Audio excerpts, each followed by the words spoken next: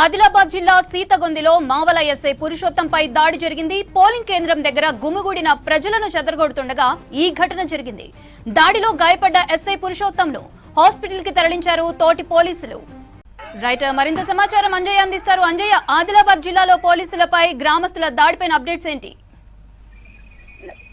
Yes Mounitha, సీతాగొంది Adilabad జిల్లా గుడియాత్నూరు మండలం సీతాగొంది గ్రామంలో టెన్షన్ వాతావరణం నెలకొంది. ముఖ్యంగా పోలింగ్ సందర్భంగా కొంతమంది వ్యక్తులు గుమిగూడడం జరిగింది, గుమిగూడి రెచ్చిపోవడం జరిగింది. ఈ సందర్భంగా పోలీసులు శాంతి భద్రతలు అదుపు తప్పకుండా చర్యలు చేపట్టడం జరిగింది. అందులో భాగంగానే ఎవరైతే కొంతమంది అల్లర్లు సృష్టిస్తున్నారో వారిని అదుపు చేయడానికి ఏదైతే అక్కడ నుంచి చెదరగొట్టడం జరిగింది. ఈ సందర్భంగా కొంతమంది అక్కడ ఉన్న వాళ్ళు రెచ్చిపోవడం జరిగింది. రెచ్చిపోయి ఎవరైతే అక్కడ విధులు నిర్వహిస్తున్న పోలీసులపై దాడులు చేయడం జరిగింది. ముఖ్యంగా రాళ్ల వర్షంతో ఏదైతే రాళ్లతోని దాడి చేయడం జరిగింది. ఈ రాళ్ల దాడిలో అక్కడ విధులు నిర్వహిస్తున్న మావల ఎస్ఐ పురుషోత్తంకి గాయాలు కావడం జరిగింది. ముఖ్యంగా పోలీసులు స్వల్ప గాయాలయ్యాయి అని చెప్తున్నారు. అయితే అక్కడ పోలీసు ఏదైతే ఎస్ఐ మీద దాడి జరగడం కాకుండా అదేవిధంగా పోలీసు వాహనం కూడా పూర్తిగా ఏదైతే వెనుక భాగంలో ధ్వంసానికి గురైంది. అదేవిధంగా అద్దాలు కూడా పూర్తిగా ధ్వంసం కావడం జరిగింది. ముఖ్యంగా అక్కడ ఏదైతే మనం విజువల్స్ లో చూస్తున్నామో ఒక్కసారిగా